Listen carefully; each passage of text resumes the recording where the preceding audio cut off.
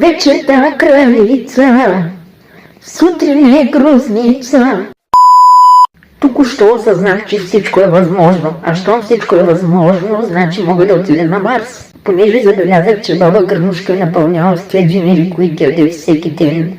Затова днес аз съм решила да я накараме да потича из къщата, да отслабни малко, като си представи, че аз съм месо и тя иска да ме хване и ще й пусне малко мотивираща музика.